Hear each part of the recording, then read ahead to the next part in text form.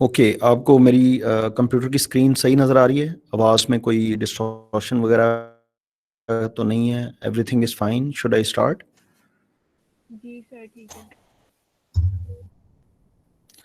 Okay, great.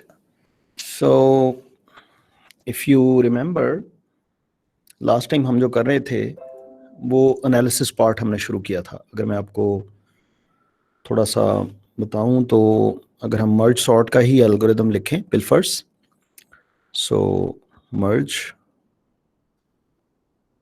Sort एक अरे है और उसका कोई साइज है n और उसको हमने सॉर्ट करना है। सो पहले कंडीशन थी if length of a is equal to 1 then return a, क्योंकि ये सॉर्टेड है। Otherwise mid index is equal to length of a divided by 2, that is the mid index, and a1 is equal to a from the very beginning to mid index. ये मैं थोड़ा सा Python code लिख रहा हूँ Python के लिहाज से। a2 is again from the very beginning, from the mid index to end. Different programming languages में ये तरीके डिफरेंट होंगे, मुख्तलिफ तरह से ये लिखा जाएगा। तो उसके बाद हम करेंगे ये कि हम मर्ज सॉर्ट करेंगे। So let's say b1 is equal to merge sort a1 and b2 is equal to merge sort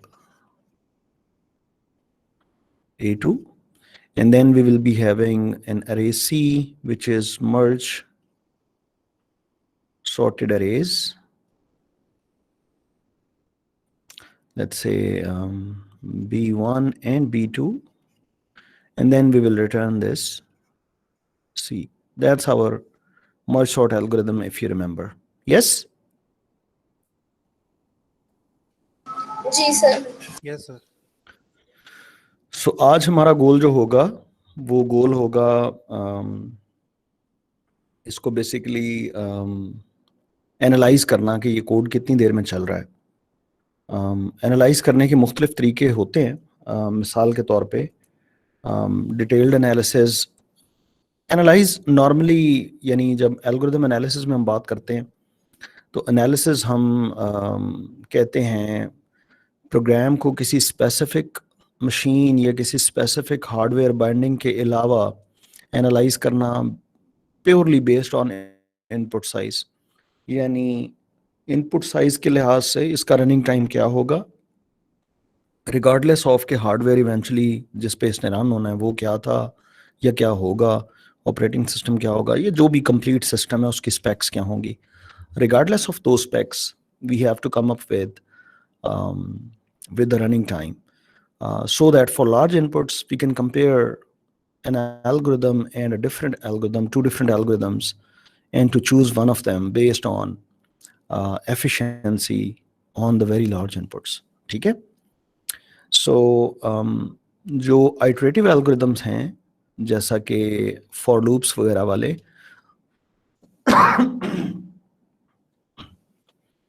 उसका एनालिसिस हम ऑलरेडी कर चुके हैं, या यूं समझ लें कि उसकी टेक्निक जो है ना वो कुछ सीधे सीधे जो एल्गोरिदम्स होते हैं उसके लिए को बहुत ज़्यादा ट्रिकी नज़र नहीं आ रही। ऑल्दो के अगर लूप्स के अंदर इफ़ कंडीशंस या स्विच स्टेटमेंट्स या ब्रांचिंग वगैरह बहुत ज़्यादा आ जाए तो फिर आइटरेटिव एल्गोरिदम का एनालिसिस भी कई दफ़ा ट्रिकी हो जाता है। लेकिन रिकर्सिव जो एल्गोरिदम्स हैं या जो रिकरियन वाले हैं उनको हमने अभी तक टच नहीं किया। So let's see how to deal with the analysis of algorithms that are recursive. ठीक है जी? Yes? Okay sir. Okay, great.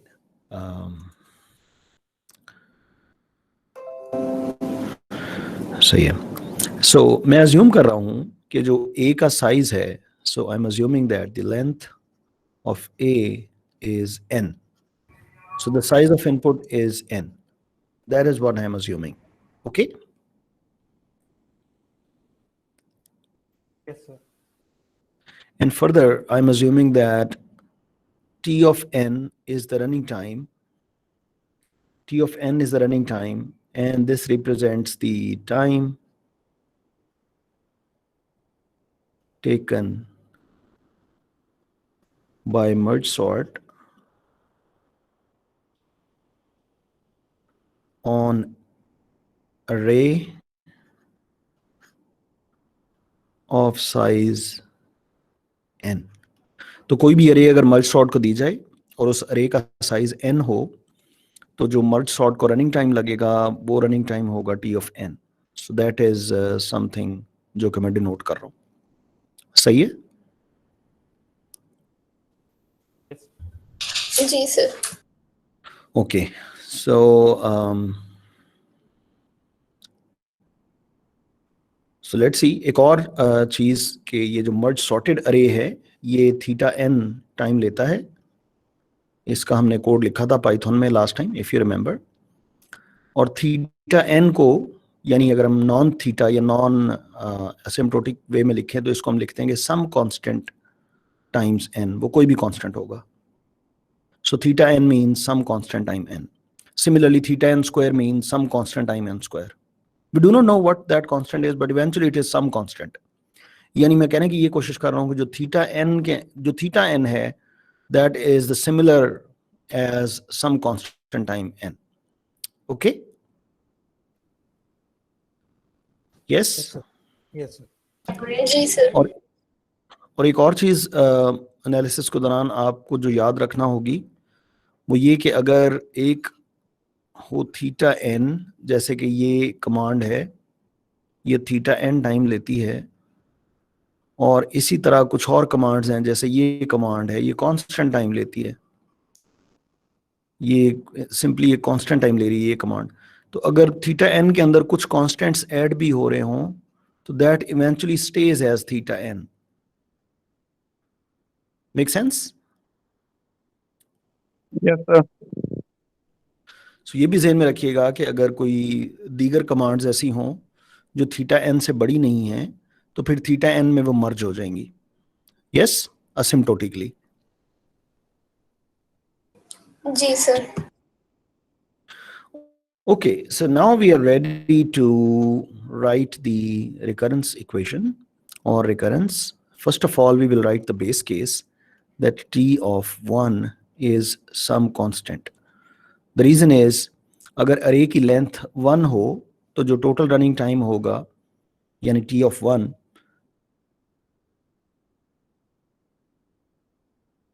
that is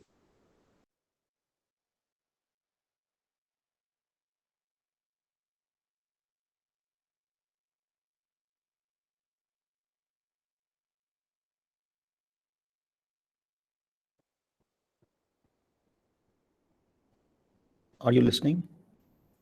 sir आपकी आवाज नहीं आ रही थी. आवाज नहीं आ रही मेरी? सर अब आ रही अभी है. आ रही है? आ रही थी, अब आ रही है. Yes, sir, अब आ रही है. आवाज कट रही थी बीच में ज्यादा. वीडियो भी कट रही है? सर सर चली गई थी आवाज बिल्कुल. अच्छा. वीडियो सही आ रही है, यानी आप वीडियो सही देख रहे हैं या वो भी रुक रही है या समथिंग लाइक दैट? नहीं सर, वीडियो अब सही आ रही है. चलें चलें, हो सकता है बीच में इंटरनेट का. आप काइंडली रिस्पॉन्ड करते रहा करें ताकि ना मुझे अंदाजा रहे कि वी आर ऑल कनेक्टेड. कई दफ़ा ऐसा होता है कि इंटरनेट की वजह से वो प्रॉब्लम हो सकती है. ठीक है?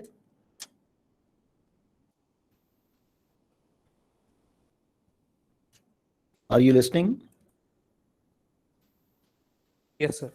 Hello, are you listening? जी सर. जी सर.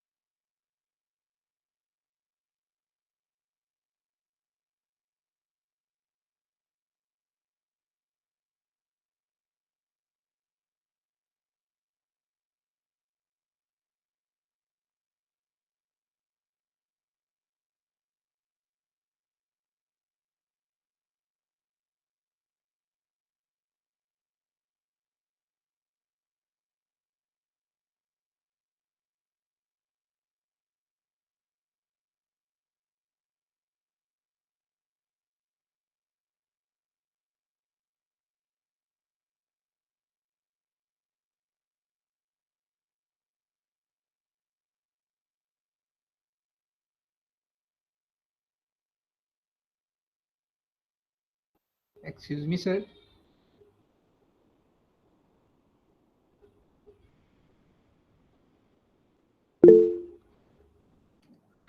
जी आवाज आ रही है मेरी? I want to change the internet connection जो मेरे पास है.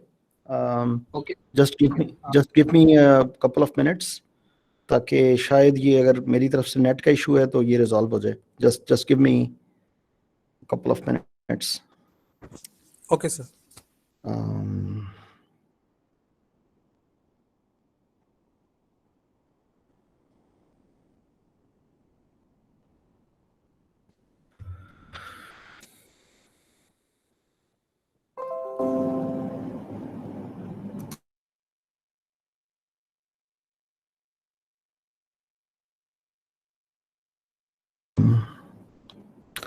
Can you now listen to me relatively more smoothly, or is that जी sir. okay? So I've just changed the internet connection, so maybe this work. अगर ये नहीं चलेगा बीच में मुझे बता दीजिएगा, then I will change to something else. Let's see. Anyways, so the running time is C1 for this, where C1 is some constant. Some constant. We do not know what the return statement or if condition takes, but at the end of the day, it is some constant. Let's denote that constant as C1. Okay? Yes? जी sir. This particular statement. Now, अब चूंकि इस पूरे code के अंदर या सिर्फ ये बॉडी चलेगी, ये जो इफ वाली बॉडी है, या ये एग्जीक्यूट होगी, या फिर ये दूसरी बॉडी एग्जीक्यूट होगी जो इफ के बाहर है. सो ये या इफ वाली बॉडी एग्जीक्यूट होगी या ये दूसरी बॉडी एग्जीक्यूट होगी. यही दो सिचुएशंस हैं. ऐसा नहीं है कि ये दोनों चले. कॉल के अंदर या इफ वाली बॉडी एग्जीक्यूट होगी या दूसरी बॉडी एग्जीक्यूट होगी. ये जो दूसरी बॉडी है इसको हम डिनोट कर लेते हैं टी ऑफ एन से.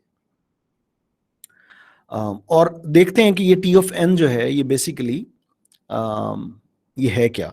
तो या अगर तो अरे का साइज 1 होगा तो we go into base case which is this t of 1. अगर अरे का साइज 1 से ज्यादा है then we will go to a larger block, और उस ब्लॉक में इंडिविजुअल जो स्टेटमेंट्स हैं उनके रनिंग टाइम्स देख लेते हैं. अब अगर आप फोकस करें इस पर्टिकुलर स्टेटमेंट के ऊपर, ये जो मिड इंडेक्स वाली है, तो ये कोई एक कांस्टेंट होगा. Let me denote that constant as C2. कोई एक कांस्टेंट होगा. यस?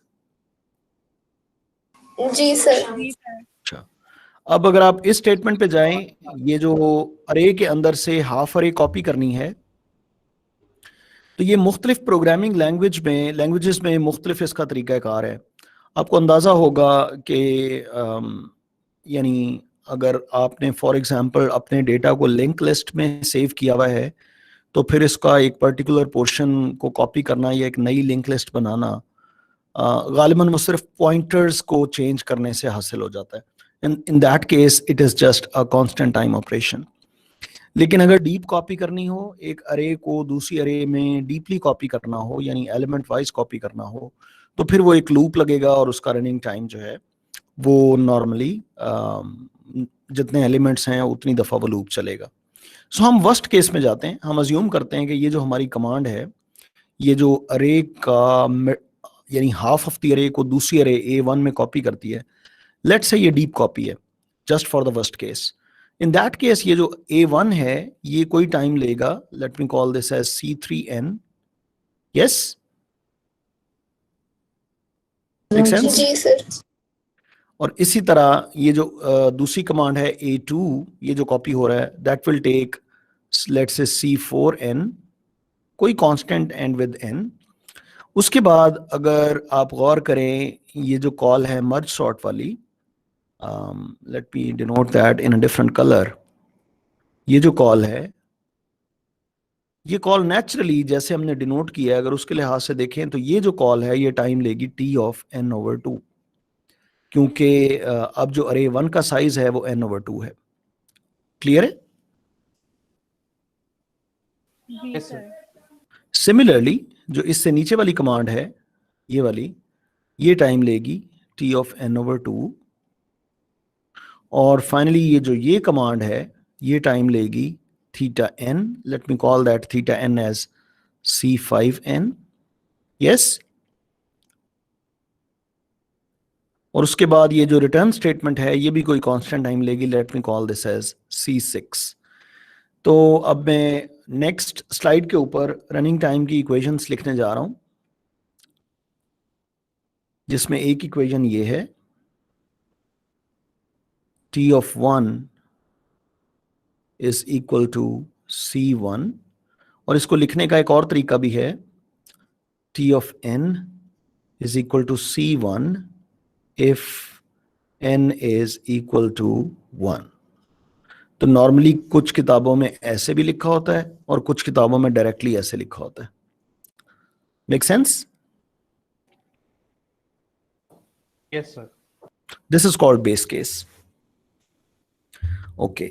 Now, अगर आप दूसरी जानिब जाएं और उसको थोड़ा सा अरेंज करके लिखें, यानी इस सब को अगर अरेंज करके लिखें तो आपको नजर आएगा कि ये कुछ इस तरह से होगा।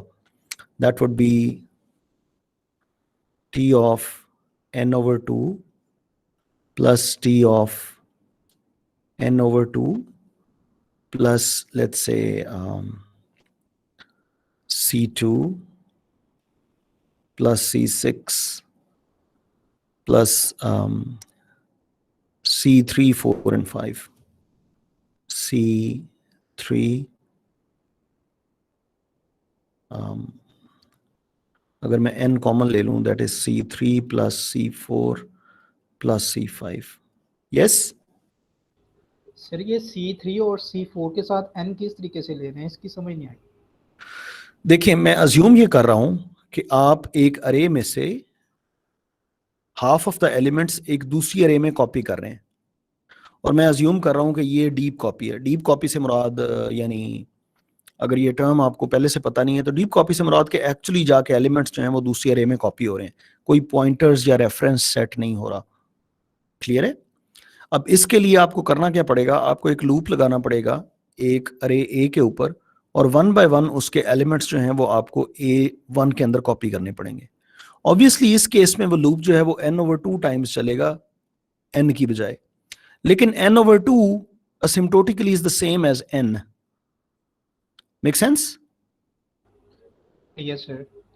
तो जब हम असिम्प्टोटिक नोटेशंस में बात करेंगे तो n/2, यानी यहाँ पे जो n/2 आ रहा है, और उसको हम किसी एक कांस्टेंट के साथ मल्टीप्लाई कर दें, दैट इज वो n/2 हो, n/3 हो, n/10 हो या 25n हो, that counts as some constant time n। तो एक लूप लगा हुआ है जो n/2 टाइम्स चलता है यहाँ पे। इन द वर्स्ट केस, अगर जो प्रोग्रामिंग लैंग्वेज है आपकी वो डीप कॉपी आप उसके थ्रू कर रहे हैं, तो अगर आप सिर्फ पॉइंटर्स को रीसेट कर रहे हैं, सिर्फ रेफरेंस को रीसेट कर रहे हैं, तो फिर ये दोनों कमांड्स जो हैं ये कांस्टेंट टाइम लेंगी, और ये मोस्ट ऑफ द जो रीसेंट प्रोग्रामिंग लैंग्वेजेस हैं उसमें ऐसा ही होता है कि ये कांस्टेंट टाइम लेंगे। लेकिन let's go to the very worst case. Okay? Yes sir. Sir लेकिन फिर हम ये n/2 क्यों ले रहे हैं, हम इसको भी फिर वो उस तरीके से नहीं ले सकते? That's a great question. That's a very good question. मैं इसको अभी आंसर करता हूं। ये आपका जो सवाल है, आपका नाम क्या है? सर मोहम्मद अदनान। मोहम्मद अदनान, आपका जो क्वेश्चन है वो इंतहाई वैलिड है। मैं इसको थोड़ी देर में आंसर करता हूं, और ये क्वेश्चन याद रखिएगा कि हमने यहाँ पे थीटा n क्यों नहीं लिख दिया, यहाँ पे सम कांस्टेंट टाइम n क्यों नहीं लिख दिया। यस? Okay sir. तो मैं इसको बिल्कुल आंसर करता हूं जी। Let me rewrite the whole recurrence in a well managed form, and then I will try to answer this question, but that's a very valid, very crisp and very great question. Okay.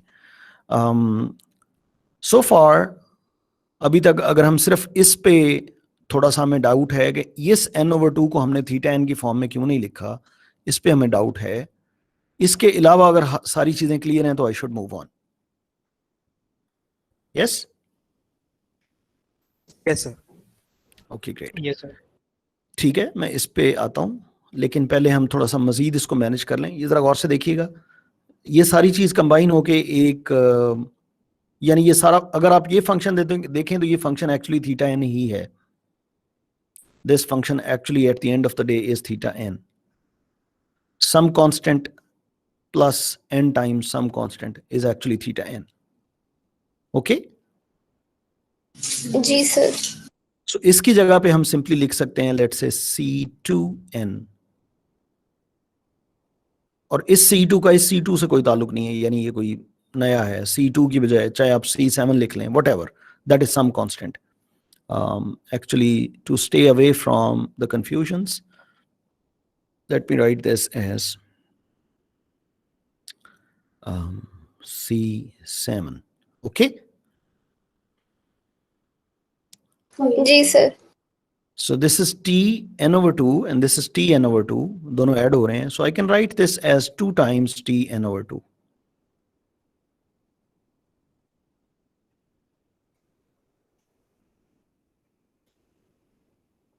Okay? जी sir. So अगर मैं इस पूरी equation को बिल्कुल दोबारा से लिखूं तो ये it looks like the following. T1 is C1 and Tn is 2 times Tn over 2 plus C2n. This is how it looks like. Don't confuse this C2 with this C2. There is some constant, there is some other constant, or both may be the same. We do not know. But these are constants at the end of the day. Okay?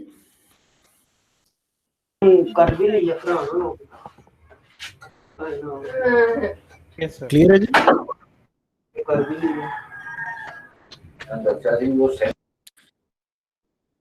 Okay. Now, अब मैं उनके सवाल, अदनान के सवाल की तरफ आता हूं कि यहां पे हमने T जो T of n over 2 है, T of n over 2, उसको रिप्लेस क्यों नहीं कर दिया T of theta n से, which could be replaced as T of some constant times n. हम यहां पे क्यों बड़े स्ट्रिक्ट अपने आप को किया हुआ कि that is n over 2? Clear है? Yes sir. ओके. तो इसका जवाब ये है कि देखें, ये जो नॉन रिकर्सिव कॉस्ट्स है ना, यानी वो कॉस्ट्स जिनमें रिकरियन नहीं है, अगर आप टी के अलावा ये जो टी यानी जो रिकर्सिव कॉल्स हैं उसके अलावा जितनी भी कॉस्ट है उसको मैं डिनोट कर रहा हूँ या उसको डिफाइन कर रहा हूँ as a non recursive cost. Non recursive cost में कॉन्स्टेंट्स को चेंज करने से, यानी कॉन्स्टेंट की वैल्यू 10 की बजाय 100 कर दूं या 100 की बजाय 1/7 कर दूं, it doesn't matter at the end of the day. लेकिन जो रिकर्सिव कॉल है ना, उसके अंदर कांस्टेंट, जो एक्चुअल कांस्टेंट है, जो एक्चुअल वैल्यू है इनकी, उसकी वैल्यू किसी एक कांस्टेंट से चेंज करने से बहुत बड़ा डिफरेंस आ जाएगा. मैं आपको बताता हूं कैसे. मैं मिसाल देता हूं आपको.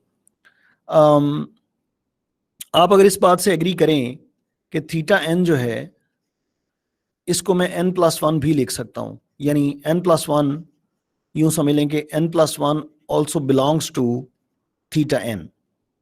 Yes? Yes, sir. Yes, sir. Or n over 2 that also belongs to theta n, and n-1 that also belongs to theta n. These are all actually instances or elements of the set theta n. अगर मैं ये care किए बगैर यहां पे कहूं कि यार सम कॉन्स्टेंट्स या some form of theta n, तो इवेंचुअली उस फॉर्म को मैंने हाईलाइट तो करना है ना, वो कौन सी फॉर्म है. जैसे अभी मैंने हाईलाइट कर दिया कि यार some constant time n and so on. अगर यहां पे भी मैं कह दूं यार that is fine some 2 times some constant time n plus something else, maybe let's say C2n, और यहां पे मैं कह दूं that is 2 times t of let's say C3n plus C2n. तो अब जरा गौर करें कि अगर ये C3 मैं इस तरह से चूज करूं बिलफर्स, या थीटा एन में C3n की बजाय अगर मैं कंक्रीटली लिख दूं t of n+1, तो कोई बहुत ज्यादा चेंजिंग तो नहीं है ना. मैंने खास किस्म का कांस्टेंट या खास किस्म का थीटा एन अज्यूम करके मैंने यहां पे लगा दिया, और मेरी अजम्पशन ये है कि यार चूंकि असिम्प्टोटिक एनालिसिस है, इससे कोई फर्क नहीं पड़ना चाहिए। तो फर्क इसलिए पड़ेगा बेटे कि ये कभी भी कन्वर्ज नहीं करेगा बेस केस की तरफ। यानी आप ये कह रहे हैं कि आपने अगर एक अरे सॉर्ट करनी है तो आप उससे एक बड़ी अरे सॉर्ट करें, और अगर आपने एक बड़ी अरे सॉर्ट करनी है तो फिर उससे भी एक बड़ी अरे सॉर्ट करें, एंड सो ऑन। मेरी बात समझ में आ रही है? Yes sir. अच्छा, दूसरा, अगर आप n over 2 लगाते हैं, काइंडली रिपीट कर दीजिएगा इस पॉइंट को दोबारा। जी मैं रिपीट करता हूं, रिकर्सिव कॉल के अंदर योर कांस्टेंट डज मैटर। उसकी वजह ये है कि ये जो कांस्टेंट या जो भी ये आप पर्टिकुलर फॉर्म बता रहे होते हैं, ये सब प्रॉब्लम का साइज होता है। जो सब प्रॉब्लम आपको होती है उसका साइज होता है, और सब प्रॉब्लम का साइज एग्जैक्टली आपको पता होना चाहिए ताकि बाद में आप सॉल्यूशंस को कंबाइन कर सकें। सब प्रॉब्लम के साइज में और जो सब प्रॉब्लम के रिजल्ट्स आएंगे, जो आपके एम्प्लॉयज आपके लिए वो रिजल्ट लेके आएंगे, जो रिकर्सिव कॉल्स लेके आएंगी, उसमें असिम्प्टोटिक नोटेशन वर्क नहीं कर सकती, because that is the exact logic जो आपने वहां पे लगानी है। वहां पे +1 और -1 का difference will make a whole difference. यानी रिकर्सिव कॉल के अंदर there is no room of asymptotic notation recursive call के अंदर। उसकी वजह क्या है कि अगर नॉन रिकर्सिव कॉस्ट को देखें तो कॉन्स्टेंट्स की वैल्यू जो मर्जी चूज कर लें, eight the end of the day the result is the same.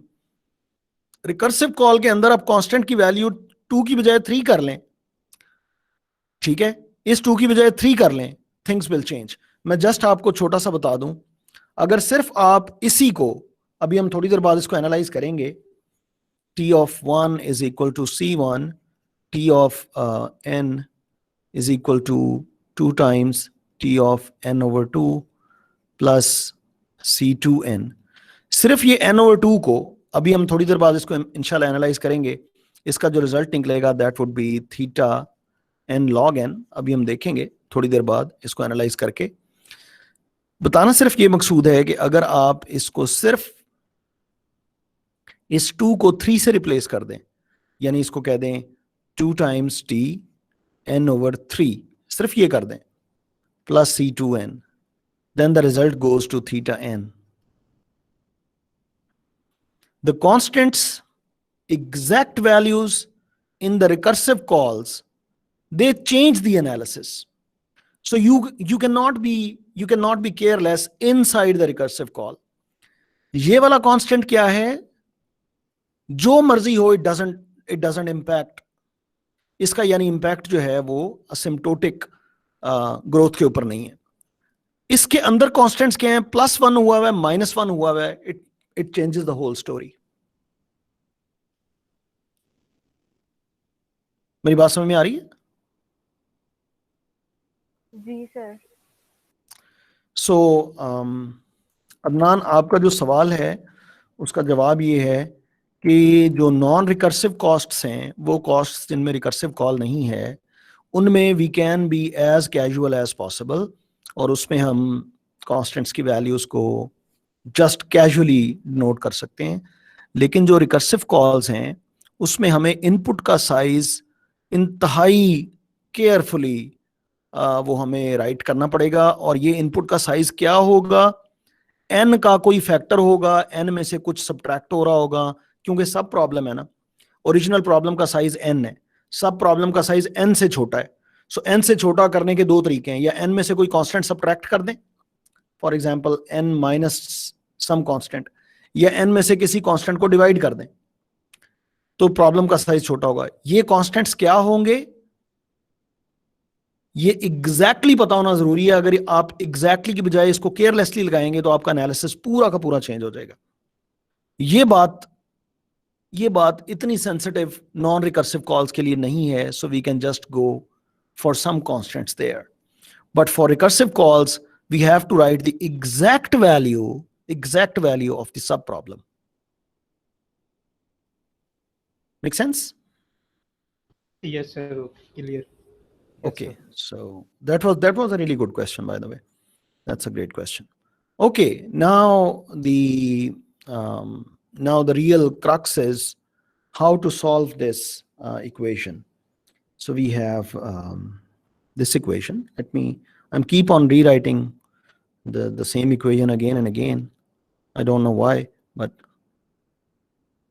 and then T of n is equal to 2 times T of n over 2 plus C2n. Okay. Eventually, our goal so what's the goal? Let me write the goal here. The goal is, let me write the goal in green color.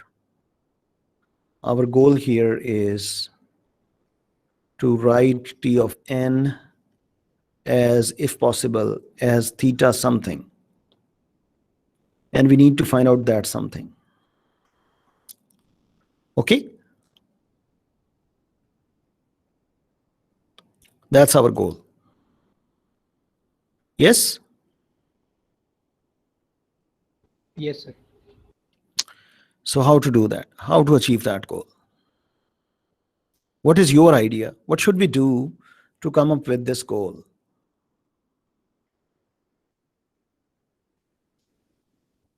What do you think? So अगर आप गोल को देखें गौर से, तो गोल का left hand side तो हमारे पास है T of n is equal to 2 times, अगर हम somehow इस बॉक्स को फिल कर दें, इस बॉक्स में कोई वैल्यू, प्रॉपर अच्छी वैल्यू आ जाए, T of n over 2 की कोई वैल्यू यहां पे आ जाए, तो फिर इस पूरी इक्वेशन को शायद हम थीटा समथिंग की फॉर्म में लिख सकते हैं. यस? Yes sir. मिसाल के तौर पे जस्ट थिंक कि अगर T of n over 2 की वैल्यू कोई हमें ख्वाब में आ जाए या कोई बता दे कि यार ये वैल्यू है n स्क्वायर, लेट से कोई बता दे, तो हम बड़ी क्विकली लिख सकते हैं कि T of n is theta n square. Yes? जी सर. अगर हमें T of n over 2 की कोई वैल्यू बता दे ख्वाब में, लेट से कि दिस इज log n, तो हम देखेंगे कि log n और n में से बड़ा n है, so that means T of n is theta n. So हम अपने गोल को बड़ी जल्दी अचीव कर लेंगे अगर हमें T of n over 2 की वैल्यू मिल जाए. Yes?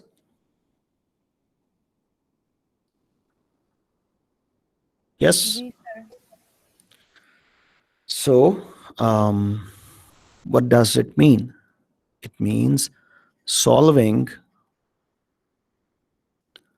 a recurrence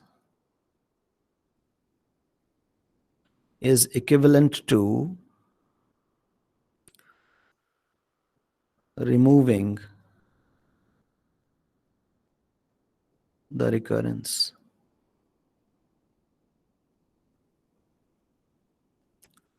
अगर आपने रिकरेंस को सॉल्व करना है, इसको रिकरेंस कहते हैं, जिसमें एक बेस केस और एक रिकर्सिव इक्वेशन होती है, इसको रिकरेंस कहते हैं. रीअकरेंस भी कहते हैं, रिकरेंस भी कहते हैं, या आप इसको रिकर्सिव इक्वेशंस भी कह सकते हैं.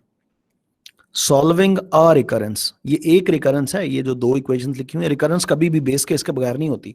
सो बेस केस को सेपरेट नहीं अज्यूम करते, वो उसके साथ उसी का हिस्सा होती है.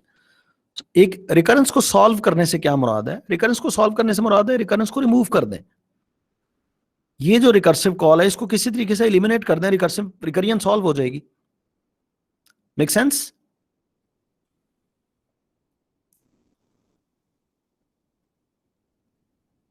Yes, no? सर ये पॉइंट दोबारा जरा एक्सप्लेन करते हैं. अगर आपने रिकरेंस को सॉल्व करना है, यानी आपने इस तरह की कोई वैल्यू अचीव करनी है, कोई उसका आंसर अचीव करना है किसी, तो उससे मुराद ये है कि आप रिकरेंस को रिमूव कर दें. रिकरेंस को रिमूव करने से मुराद है, रिकरेंस है ना, तो उसके अंदर कोई रिकर्सिव कॉल होगी, उसको एलिमिनेट करना है. ये रिकर्सिव कॉल है, इसको एलिमिनेट करना है. एलिमिनेट से मुराद है इसकी कोई ना कोई वैल्यू यहां पे पुट करेंगे यार. अगर हम रिकर्सिव कॉल की वैल्यू पुट कर दें तो रिकरियन रिमूव हो गई ना, अब रिकरियन रहेगी नहीं. रिकरियन जैसे ही रिमूव होगी रिकरेंस का सोल्यूशन आ जाएगा। तो ये बड़ी मजेदार बात है, अगर आपने रिकरेंस को सॉल्व करना है तो रिकरेंस को रिमूव करें। लेकिन उसको किसी वैल्यू के साथ चेंज करें। ऑब्वियसली रिकरेंस को रिमूव कर एलिमिनेट करना है ना, रिकरियन को एलिमिनेट करना है, इसको रिमूविंग को आप एलिमिनेट कह लें। आप पता नहीं एलिमिनेट के स्पेलिंग क्या होते हैं, लेकिन मैं लिखने की कोशिश कर रहा हूं। एलिमिनेट, एलिमिनेट करेंगे तो उसकी वैल्यू वहां पे पुट करेंगे ना, उसकी वैल्यू पुट करेंगे, रिकरेंस रिमूव हो जाएगी, रिकरियन रिमूव हो जाएगी, रिकरियन रिमूव होगी तो बस वो सॉल्व होगी। That's it.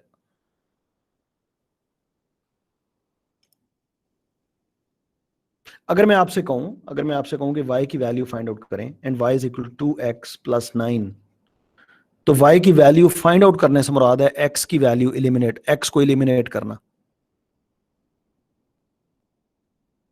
यस, जी sir. Yes, sir. getting y is the same as eliminating x from the equation। Exactly इसी तरीके, और x को एलिमिनेट करना है तो उसकी वैल्यू पुट करेंगे ना, तो वेरिएबल फॉर्म में रहे ना, कोई वैल्यू आ जाए, लेट्स से 7 -2 0 व्हाटएवर। इसी तरह अगर इस रिकरेंस को आपने सॉल्व करना है, you have to get rid of this recurrence, इसकी कोई वैल्यू चाहिए, and then you are just good to go. Make sense? Yes, Yes, sir. Okay. तो आप मुझे बता सकते हैं इसकी वैल्यू क्या है t ऑफ n ओवर 2 की? अगर t ऑफ n की वैल्यू ये हो, t ऑफ n की वैल्यू जो कि आपके सामने है 2 times t of n over 2 plus c2n, अगर ये हो तो क्या आप मुझे बता सकते हैं t ऑफ n ओवर 2 की वैल्यू क्या होगी, ताकि हम t ऑफ n ओवर 2 की वैल्यू यहाँ पे प्लग इन करें and 2tn over 4 2t n over 4 n over 2 divided by 2 plus c2 n over 2। Yes, sir. अगर मैं जहां जहां n था सर वहां C2 के साथ तो कांस्टेंट में फर्क नहीं पड़ता ना? नहीं पड़ता, एग्जैक्टली नहीं पड़ता, लेकिन let's keep it this way, that this is some constant times n over 2। और इसको इस फॉर्म में लेने की एक यानी एक इसका फायदा ये भी है कि C2, C1, C3 ये सिस्टम की स्पेक्स हैं, यानी हमारा ऑपरेटिंग सिस्टम कौन सा होगा, हमारी प्रोग्रामिंग लैंग्वेज कौन सी होगी, वो पैरेलल होगा या नहीं होगा, ये उसकी स्पेक्स को डिनोट करता है। तो अगर हमने किसी एक खास सिस्टम के लिए एनालाइज करना हो तो हम सिर्फ C2 की वैल्यू वहां पे लगाएंगे और C1 की वैल्यू लगाएंगे, तो एक खास सिस्टम पे उसका एग्जैक्ट रनिंग टाइम आ जाएगा। सो इसलिए बेहतर है कि सिस्टम की स्पेक्स को एज इट इज रहने दें और जो बाकी 2, 3, 4 जनरेट हो रहे हैं उनको एनालिसिस टाइम पे एज इट इज कैरी करें, ताकि बाद में अगर यही एनालिसिस हमने किसी एक खास सिस्टम के लिए करना हो तो हमें सिर्फ कांस्टेंट्स की वैल्यू उस सिस्टम के लिहाज से उसमें लगानी पड़े and we are just good to go. Otherwise आपकी बात सही है, n over 2 is the same as this constant, हम इसको एज इट इज रहने दें, that is fine. Okay, sir इसको हम n नहीं लिख सकते दूसरे वाले को? इसको यस सर, सेकंड वाले। लिख सकते हैं, लेकिन फिर n के साथ जो कांस्टेंट है वो चेंज करना पड़ेगा। अब C2 नहीं रहेगा, कोई और कांस्टेंट आ जाएगा, C3। C2 कोई एक कांस्टेंट है, ये हमने कह दिया।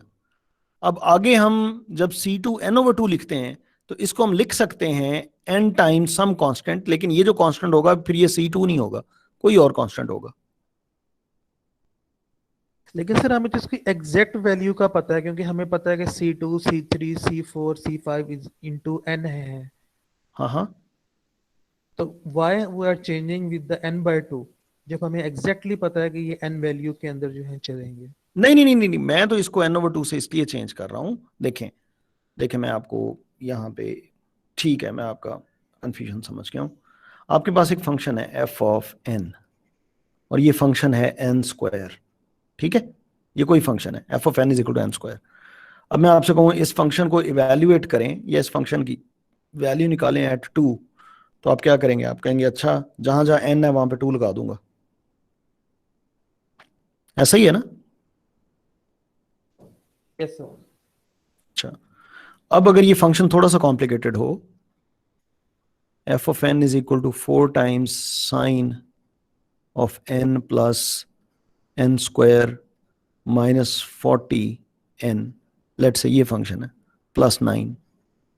तो अब मैं आपसे कहूँगी यार इस फंक्शन की क्या वैल्यू होगी 2 के ऊपर, तो आप कहेंगे अच्छा जहां जहां n है वहां पे मैं 2 लगा देता हूं, बाकी सारी चीजें एज इट इज रहेंगी ना? यस? Yes, sir. यानी अगर मैं फंक्शन को इवेल्युएट करना चाहता हूं k पे, तो मैं 4 साइन, यहां पे एक बॉक्स बनाऊंगा उसमें k प्लेस करूंगा, प्लस यहां पे एक बॉक्स बनाऊंगा उसमें k प्लेस करूंगा,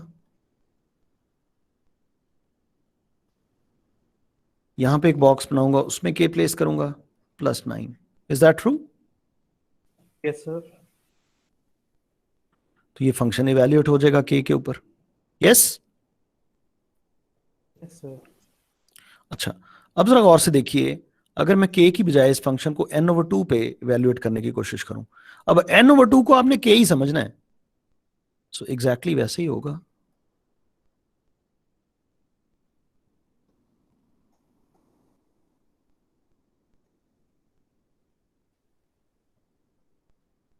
मेक सेंस?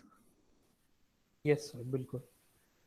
सो अगर मेरे पास एक फंक्शन है t ऑफ n और उस फंक्शन को मैं इवेल्युएट करता हूं n/2 के ऊपर, तो जहां जहां n था वहां पे n/2 लगा दूंगा, दैट्स इट।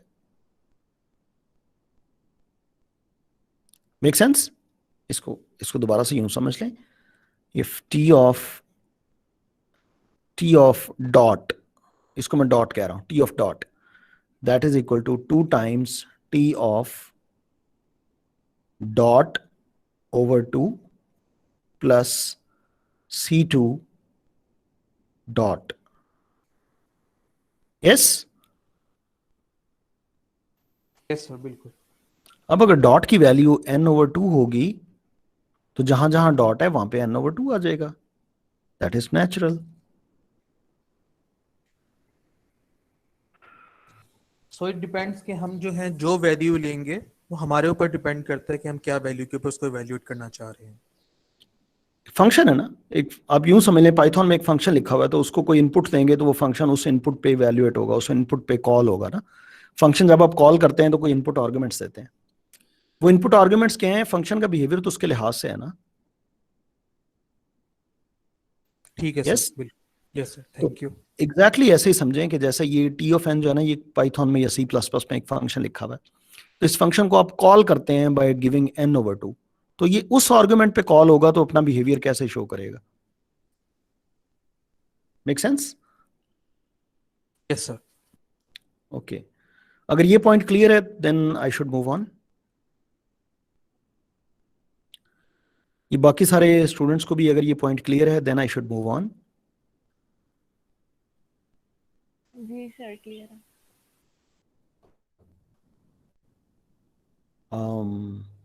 यार आपको चीजें समझ आ रही हैं? ये जो लोग 35 लोग इस वक्त हैं अवेलेबल गालिबन, are you getting my points? Yes sir. ये तो एक आवाज है जो मुझे हमेशा ही आ रही है। Rest of the student, by the way बाकी स्टूडेंट्स ये ज्वाइन भी उन्होंने किया हुआ है या नहीं? मैं तो वैसे अटेंडेंस में नहीं लगाता, यानी ये भी कोई जरूरी नहीं रहा कि आप वो ऑन करके तो निकल जाएं कहीं, क्योंकि अटेंडेंस नहीं है तो आप वैसे ही ना है। I just want to know कि ये जो लोग अवेलेबल हैं they are getting my points, आपको समझ आ रही है? और अगर आपको, क्योंकि अगर आपको समझ नहीं आ रही तो I am bound to tell you in different ways, मैं मुख्तलिफ तरीकों से आपको बताने की कोशिश करने का पाबंद हूँ। जी सर, जहाँ से नहीं समझ आती हम पूछ लेते हैं। ठीक है, सो मैं ये अजम्पशन कायम रखूं कि तमाम लोगों को समझ आ रही है। Is that true? Yes sir. Okay, great. So let me continue. Okay, so we are here now. Again, on last में एक मैसेज आया कि लास्ट पॉइंट दोबारा रिपीट कर दें, किसी का मैसेज है मैसेज में।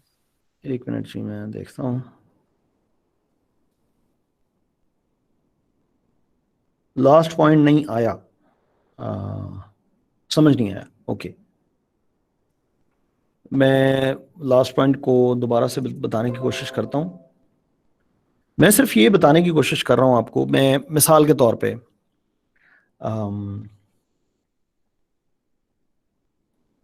मिसाल के तौर पे जब आप फंक्शन, इसको ना आप फंक्शन को प्रोटोटाइप समझें, यानी इसको यूं देख लें। let me explain this, let me spend some time on it because it may get tricky for some of the students. Let's say I have some function. Let's say the function is some function, let's say t of n, and that function is, let's say, 2 times n square plus 9. This is the function. ये जब मैं function कहता हूं ना, तो mathematically ये function की prototype है। यानी फंक्शन किस तरह का लगेगा, उसकी प्रोटोटाइप क्या है, फंक्शन का बिहेवियर क्या है, that is explanation in this mathematical form. अगर मैं इसी फंक्शन की प्रोटोटाइप या फंक्शन की डेफिनेशन, प्रोटोटाइप या डेफिनेशन अगर मैं पाइथन के अंदर लिखूं एग्जैक्टली इसी फंक्शन की, तो ये डेफिनेशन इस तरह से होगी, DEF, फंक्शन होगा t, इनपुट होगी n, और इस फंक्शन की बॉडी में होगा return two asterisk n plus 9। ये पाइथन में मैंने वही फंक्शन लिखा हुआ है, एग्जैक्टली वही function. Yes yes sir. Okay, अगर मैं इसी फंक्शन को C++ में लिखूं, लेट्स से, तो C++ में मैं इस फंक्शन को, आई एम अज्यूमिंग कि दिस n इज इंटीजर, सो अगर मैं इसको C++ में लिखूं तो इसकी प्रोटोटाइप या डेफिनेशन ये होगी, int t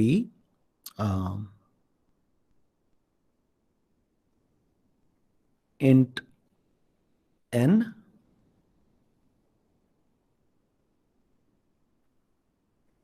return to static n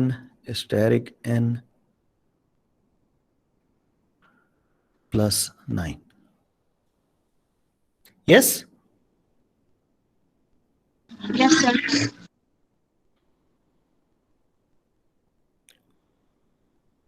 Or I can write this function in other languages as well. ये जो फॉर्म लिखी होती है ना, इसको बिल्कुल ऐसे समझें जैसे एक किसी लैंग्वेज के अंदर एक फंक्शन की डेफिनेशन लिखी गई है। अभी ये फंक्शन कॉल तो कभी भी नहीं हुआ ना, ये सिर्फ आपको बता रहा है कि how the function is defined. आप इसको इस ग्रीन बॉक्स को देख लें या इस बॉक्स को देख लें, they are similar in content what they are expressing. This is C++, this is Python, and this is math. अब यूं समझ लें 3 लैंग्वेजेस हैं, एक मैथ है, एक पाइथन है, एक C++। मैथ में इस फंक्शन को ऐसे, मैथ एक लैंग्वेज है, उसके अंदर एक फंक्शन को ऐसे लिखेंगे, पाइथन एक लैंग्वेज है, उसके अंदर इसी फंक्शन को ऐसे एक्सप्रेस करेंगे, C++ एक लैंग्वेज है, उसके अंदर इसी फंक्शन को ऐसे एक्सप्रेस करेंगे। अब इस फंक्शन को कॉल करना, ये एक सेपरेट स्टोरी है। मैं इस फंक्शन को कॉल करता हूं। मैथ के अंदर कॉलिंग को कहते हैं इवैल्यूएट करना, यानी मैथमेटिक्स के अंदर अब फंक्शन को ये नहीं कहते हैं हम फंक्शन को कॉल कर रहे हैं, हम कहते हैं फंक्शन को इवैल्यूएट कर रहे हैं। मिसाल के तौर पे मैं मैथ में फंक्शन को इवैल्यूएट करता हूं t@2, तो ये इवैल्यूएट हो रहा है 2 के ऊपर, तो ये होगा 2 टाइम्स 2 स्क्वायर प्लस 9, तो ये वैल्यू आ जाएगी हमारे पास इस केस में 8 और 9 17। पाइथन में ये फंक्शन कॉल होगा। सो अब मैं पाइथन में आ जाता हूं, प्रिंट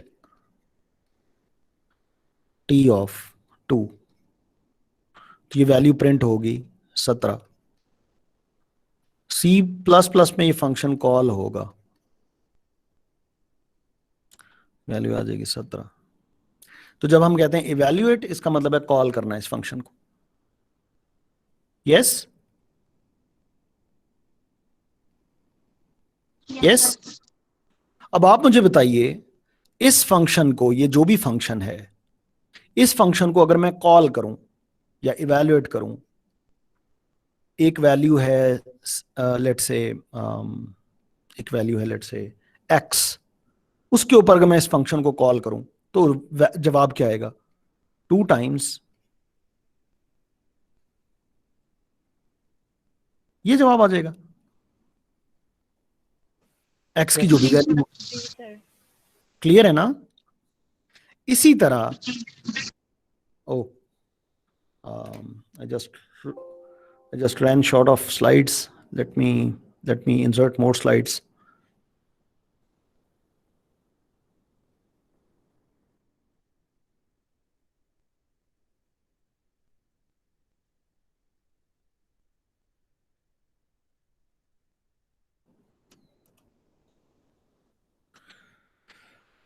इसी तरह एग्जैक्टली इसी तरह सोचें, t of n that is equal to 2 times t of n over 2 plus c2n।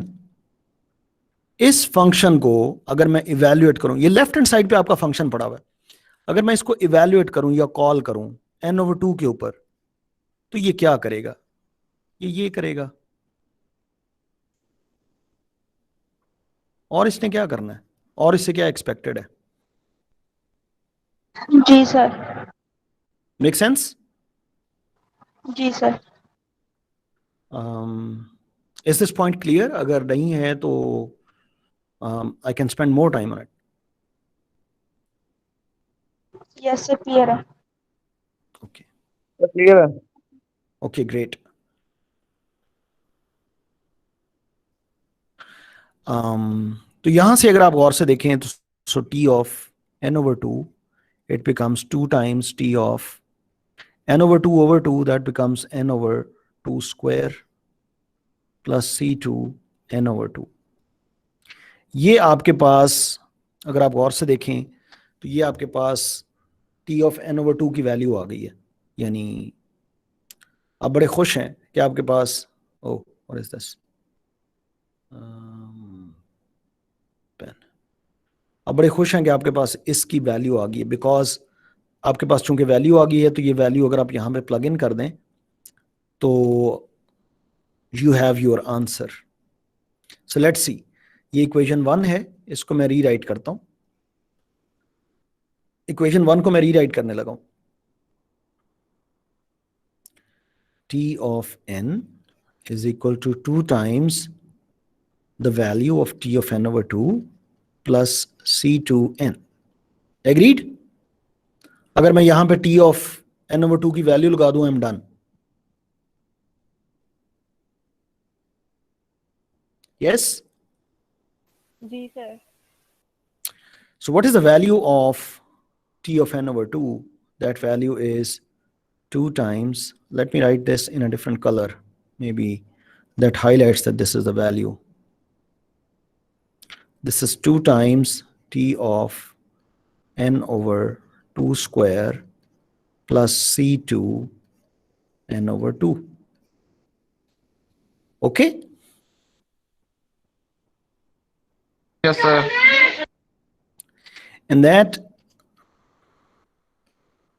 gives me this 2 when multiplied with this one, it will get 2 square t of n over 2 square.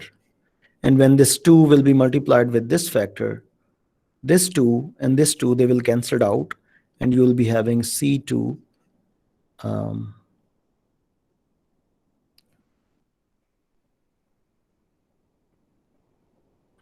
you'll be having c2n plus c2n. This c2n is this one, and this c2n by 2 is cancelled out with this 2, and you have this one. Okay? जी sir. ये value ऊपर वाली equation में क्यों put की है? ये बजाते खुद हमारे पास n/2 इक्वेशन नहीं है। कौन सी? ये वाली? लास्ट या फोर्थ वन जो है। हमारा गोल क्या था? हमारा गोल था, अगर मैं वापस जाऊं, हमारा गोल था t of n को फाइंड आउट करना। यस? Yes sir. और उसके लिए हमने सेट ये किया था कि अगर हम किसी तरीके से t of n over 2 की वैल्यू यहां पर रिप्लेस कर दें, we get our t of n। Yes sir.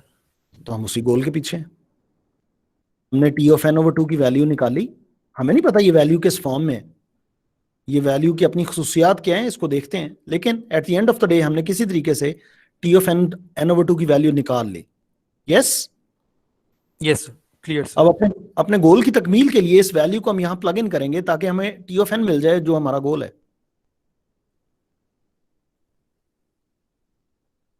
Yes yes sir. अब उसमें जो कंफ्यूजन आपको आ रही है वो हम देखते हैं, यानी इसके कॉन्सिक्वेंसेस क्या होंगे ये हम देखते हैं, लेकिन इसके अलावा हमारे पास कोई चारा नहीं है। हमें T of N over two की वैल्यू निकालनी है, वो वहां पे प्लग इन करनी है ताकि T of N over two दफा हो जाए वहां से और टी ऑफ एन की वैल्यू आ जाए। अब हमारे पास और कोई चारा ही नहीं है, हम T of N over two की वैल्यू निकाल लेंगे, वो वहां पे प्लग इन करेंगे और होप ये होगी कि T of N is just there. अभी हम देखेंगे कि T of N is not just there, it still has problems, लेकिन we have no other way. समझ रहे हैं बात को? Sir yes no? Yes sir. Yes sir. ठीक है, so far so good, I guess. Everything is fine till now. Yes? Yes sir. अभी जरा गौर से देखिएगा, अगर मैं C2n और इस C2n को जाहिर कंबाइन करके 2C2n लिख सकता हूं, तो अभी तक मेरे पास फॉर्म ये है। मैं शुरू किया था T of 1 equals to C1 और अब मेरे पास हालत ये है T of n is equal to 2 square T of n over 2 square plus 2 times C2n. Yes? आप याद रखें कि आपने शुरू यहां से किया था, ये जो मैं रेड कलर में लिख रहा हूं, T of n is equal to 2 times T of n over 2 plus C2n. Hope ये थी। अब देखें मैंने T of n over 2 की वैल्यू निकाल के लगा दी हुई है, still our goal is not accomplished. The reason is, हमारी होप ये थी कि हम T of n over 2 को जब रिप्लेस करेंगे तो we will get rid of the recurrence. Solving a recurrence is equivalent to removing the recurrence.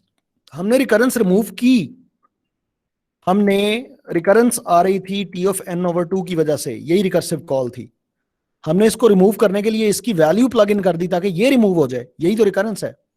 लेकिन it brings another recurrence. Yes,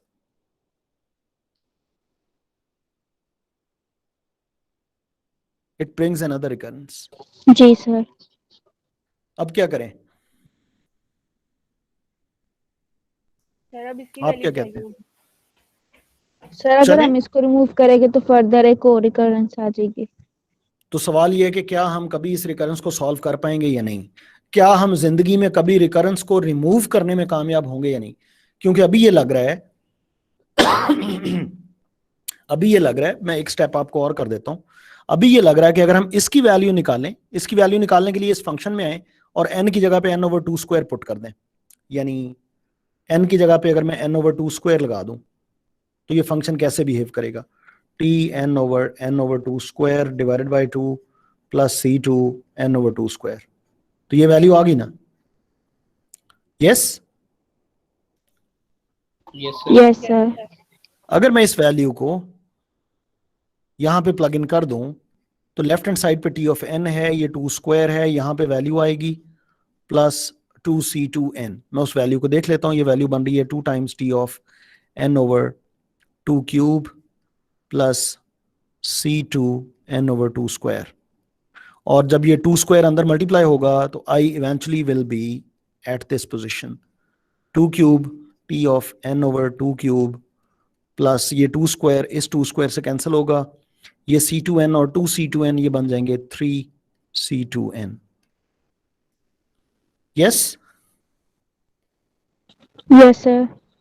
इसका मतलब है कि मैं हर दफा जब रिकरेंस को रिमूव करने की कोशिश करता हूं तो रिकरेंस एक्चुअली रिमूव नहीं होती, रिकरेंस मौजूद रहती है। डिफरेंट फॉर्म्स आपको देखने में डिफरेंट फॉर्म्स नजर आ रही होंगी, लेकिन रिकरेंस रिमूव नहीं हो रही। जब तक रिकरेंस रिमूव नहीं होती आई एम स्टक, मैं T of n की वैल्यू फाइंड आउट नहीं कर सकता। क्या हमें ये प्रोसेस जारी रखना चाहिए क्योंकि अगर ये प्रोसेस हम जारी रखते हैं, हमें लग ये रहा है कि रिकरेंस कभी भी रिमूव नहीं होनी।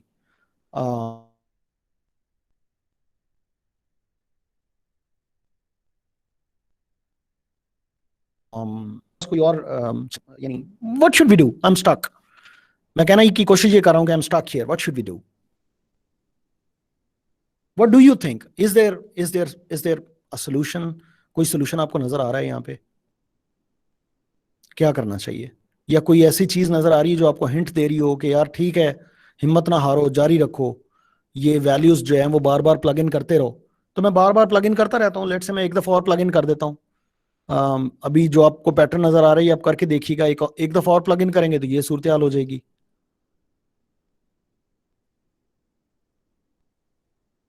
सही है?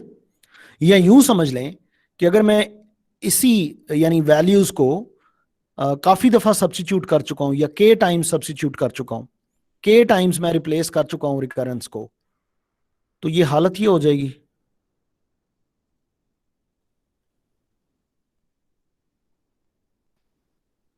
तो जी सर।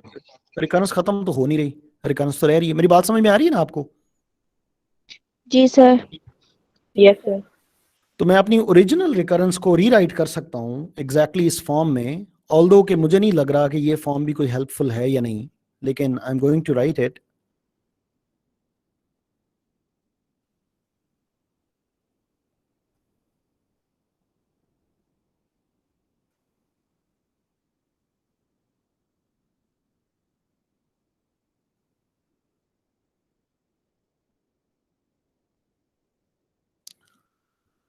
जी क्या सोल्यूशन है? अब के की वैल्यू मैं ज्यादा करूं कम करूं, I can not gate rid of this recurrence, that's a question.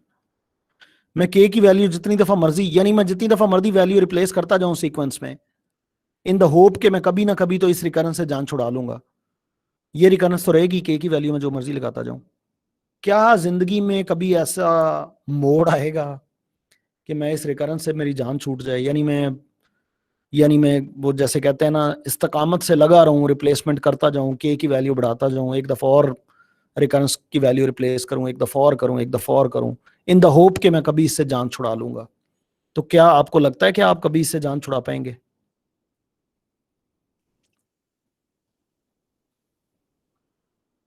जी आपका टाइम ओवर हो रहा है, लेकिन आई विल रिक्वेस्ट कि मुझे 5-1 मिनट और दें ताकि हम इस टॉपिक को कंक्लूड कर लें, ठीक है?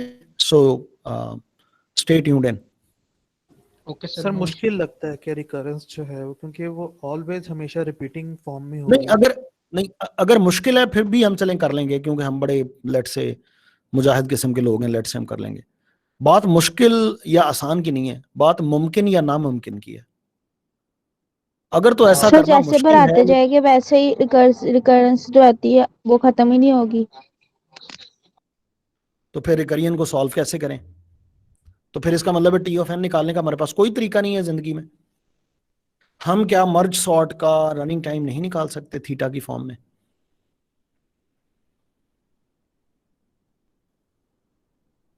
Any idea? सर मेरे बेस ख्याल केस से यूज करें। सॉरी दोबारा बताइएगा।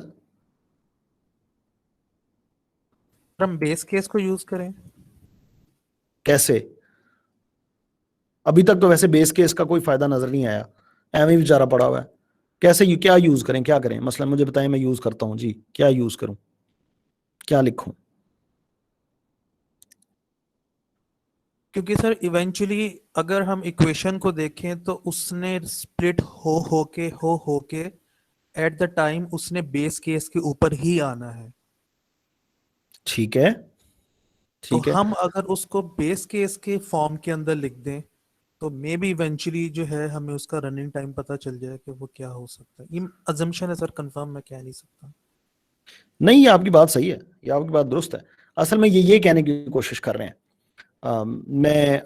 मैं जो समझा हूं वो मैं बताने की कोशिश करता हूं कि ये क्या कह रहे हैं। ये कह रहे हैं बिलफर्स आपने n की वैल्यू दी थी 64, लेट्स से स्टार्ट में, मैं बिल्कुल अज्यूम कर रहा हूं, तो स्टार्ट में ये था t of 64 is equal to 2 times t of 32 plus C2 times 64, ऐसे ही है? Yes sir, yes.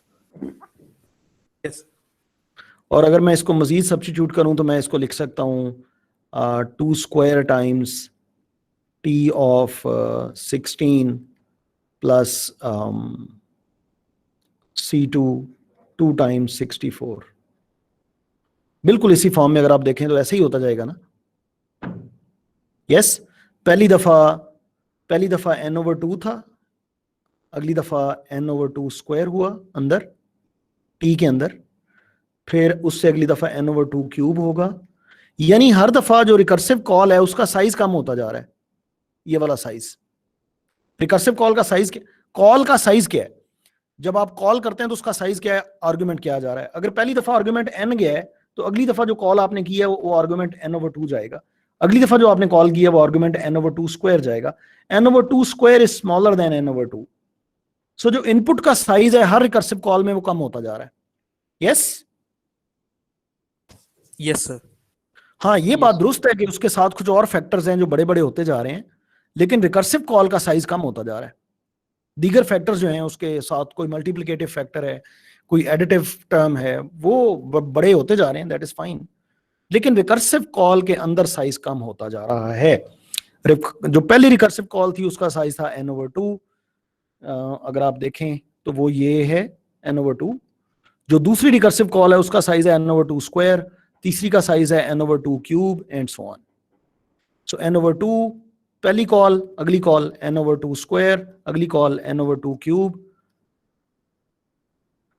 चूंकि n हमारा इनपुट साइज है और जैसे जैसे हम उसको 2 से डिवाइड करते चले जाएंगे इवेंचुअली ये श्रिंक होके कभी ना कभी तो जो रिकर्सिव कॉल है कभी ना कभी तो उसका साइज 1 होएगा ना। इनपुट साइज कम होता जा रहा है ना, n/2, n/4, n/8, n/16, तो कभी ना कभी तो जाके ये 1 या 1 से लेस होगा ना। Make sense? जी sir. Yes sir, which means कि ये जो मैं लिख रहा हूं t of n/2 raise to the power k, ये किसी k की किसी एक खास वैल्यू के लिए कभी ना कभी तो जाके t ऑफ 1 बनेगा ना। और जैसे ये t ऑफ 1 बनेगा मैं t ऑफ 1 की वैल्यू वहां पे लगा दूंगा C1, और अब रिकरेंस कंप्लीटली रिमूव हो जाएगी। मेरी बात समझ में आ रही है?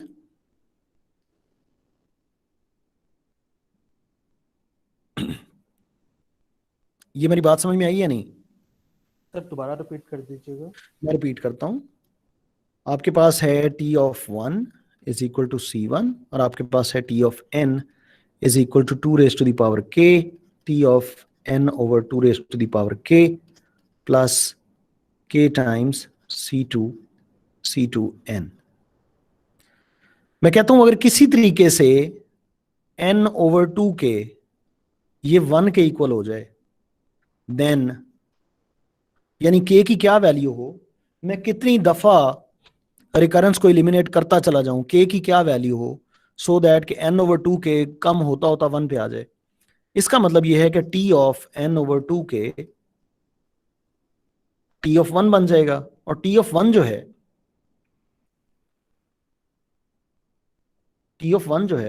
ये C1 है।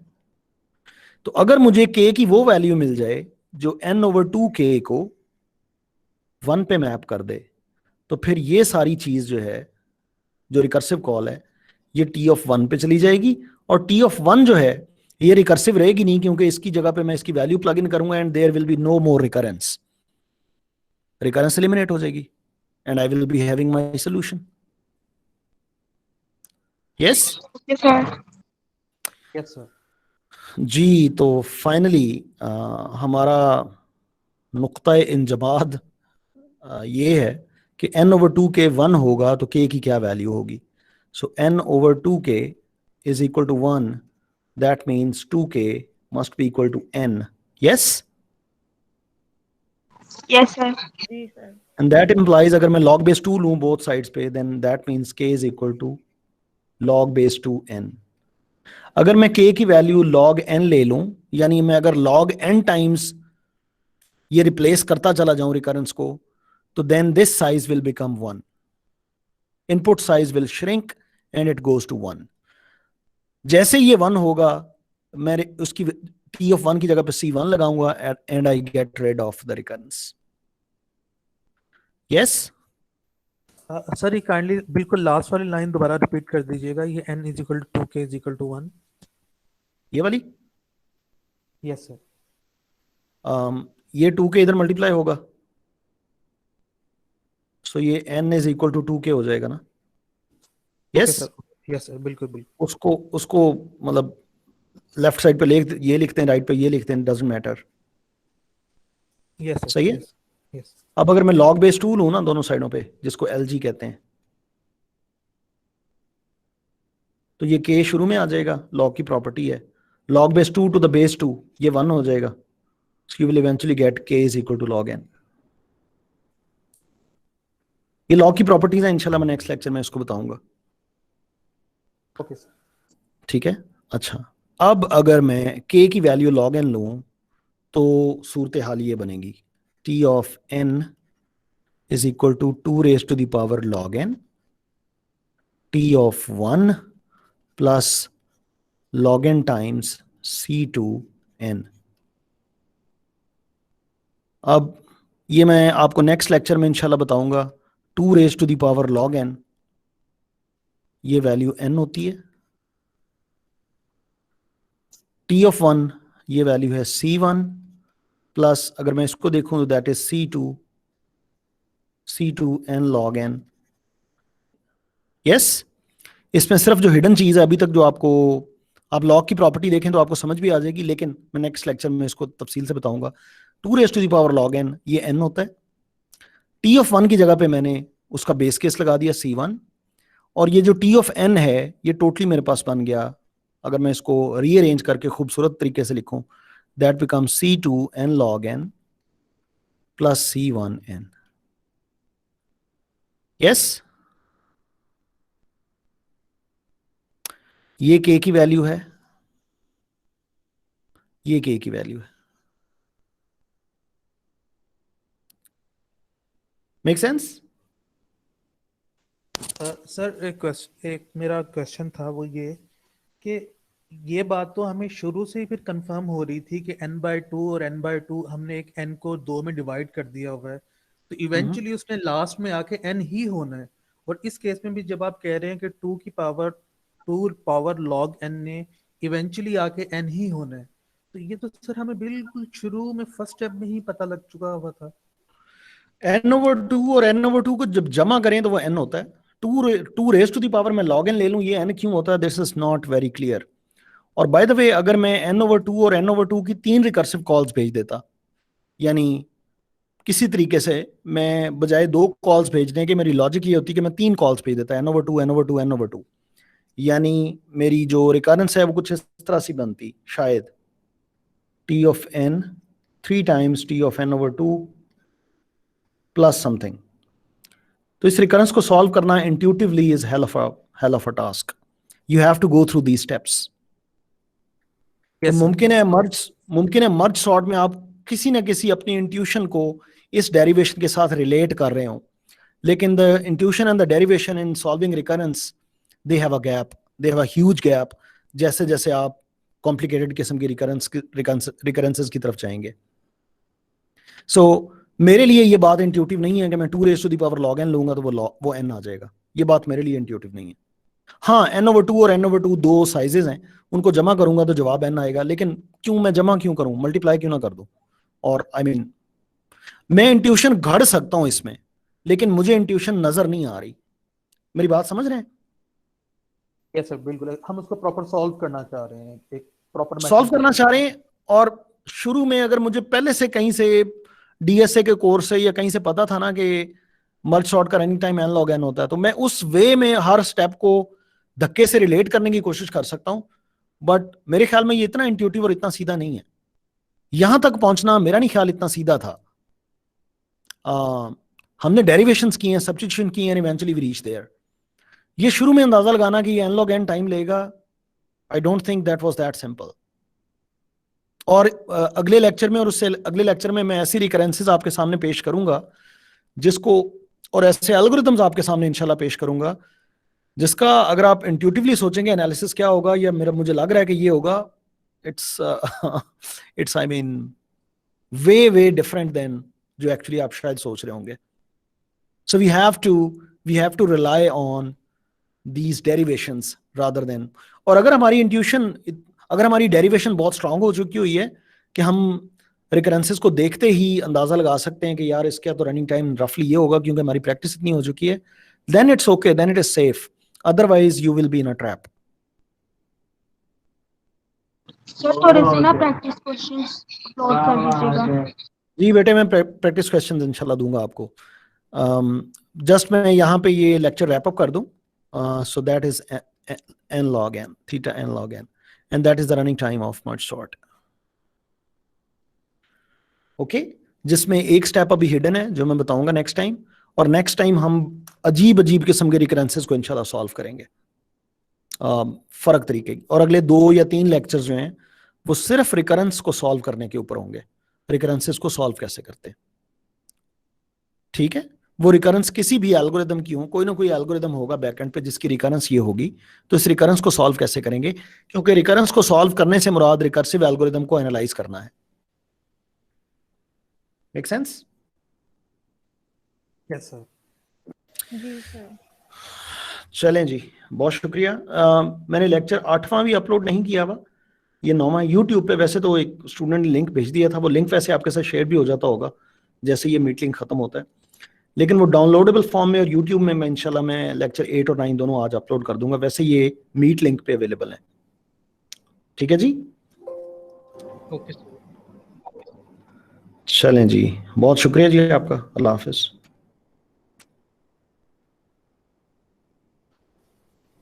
हाँ सर, एक बात करनी थी जी सर. अल्हम्दुलिल्लाह लेक्चर्स की सर बिल्कुल प्रॉपर समझ आ रही है कि इवन हम मुश्किल से एक बार भी रिपीट करें तो हमें सारी की सारी लॉजिक की बिल्कुल समझ आ जाती है.